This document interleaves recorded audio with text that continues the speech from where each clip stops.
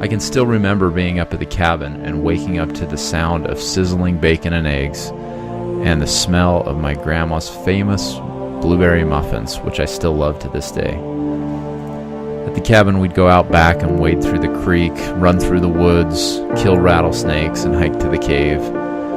In the evening, we'd drink root beer or Coca-Cola from the glass bottles and sit on the deck watching the sun go down.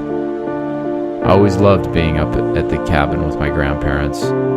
My grandparents are part of what's called the greatest generation. I call it the generation of the good old days because it was the good old days of America, of American industrialism, of building real things like cars, trucks, clothes, and steel, not microwave junk and imports from China.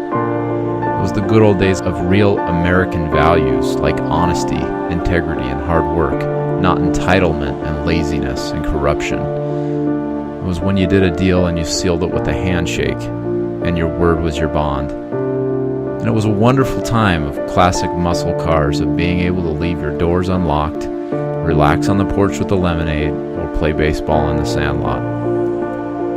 Now it's not so much going up to the cabin as it is going down to my grandpa's ranch. And I love going down there because there's a huge old oak tree right next to a little stream that runs through the property. I love being able to go down there and slow down and just lean up against the oak tree in the shade and take a deep breath and just think.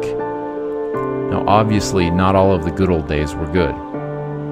After falling in love with the market, after lusting after the sexy promises of fast money on Wall Street, after getting burned in events like the Great Depression and dealing with World War II, the greatest generation figured out that they were going to take a cautious approach with their money. They weren't going to lose it again. They'd seen what happens when you risk your money and lose it. And for years, literally decades, this generation saved their money safely and securely, not risking it and gambling it in Wall Street. After events like the Great Depression and World War II, the greatest generation took a cautious approach to financial planning, investing, and retirement. The buzzwords for this generation were guarantees and safety. They saved their money. It's not surprising considering in 1929 the stock crash that lost people fortunes and the financial collapse and insolvency of over 10,000 banks. After these horrible events, people avoided stocks and equity markets like the plague. In fact, in 1952, 23 years after the 29 crash, stockholders represented only 4% of the American population. And what's amazing is that in 1980, a full 50 years later, that number had only increased by 9%. Then the 401k was created, and from 1980, in just 18 short years, a full 52% of Americans were gambling their money in the market. You've probably heard the proverb, fools forget history and are doomed to repeat it. So in learning from the greatest generation, what did they do if they didn't invest in the stock market? According to Barry Dyke, author of the powerful expose Pirates of Manhattan, they saved their money in guaranteed insurance contracts. In fact, 50% of every dollar saved during these years actually went into insurance policies. Why? Life insurance policies didn't lose money when the market crashed in 1929.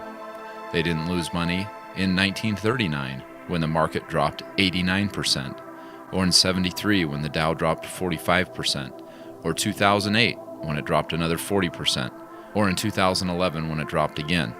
On top of that, it's an industry with an unparalleled track record. Many of the companies have been around over 100 years, some for over 300 years.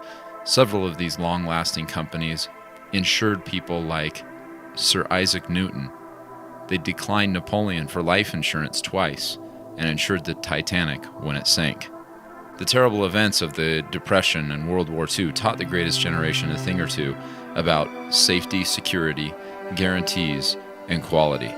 In fact, just the other day I was at an antique show, and on the way my father and I stopped at the cemetery to visit my great-great-great-grandfather's grave. He came to the United States of America from the Jersey Island in England and actually settled the town of Wellsville, where we continued on, where we were headed that day to attend the antique show. I was amazed at the tractors that we saw. Some were 80, even 100 years old, and they still fired up and ran almost as good as new.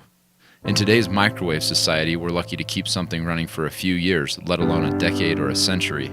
It's unfortunate that the wisdom learned by our ancestors has been forgotten over time by most people.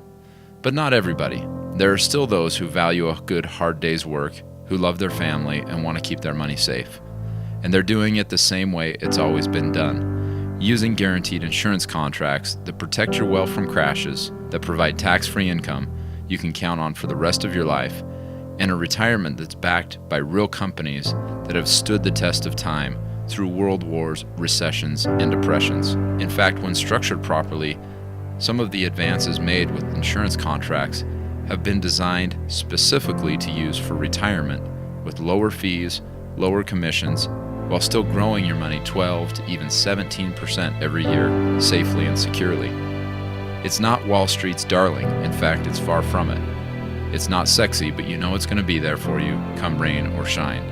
And if you want to learn more about protecting your wealth from crashes, taxes, and hyperinflation, you can actually request a personal analysis and a blueprint that will show you exactly how it can work for you with a qualified representative, completely free.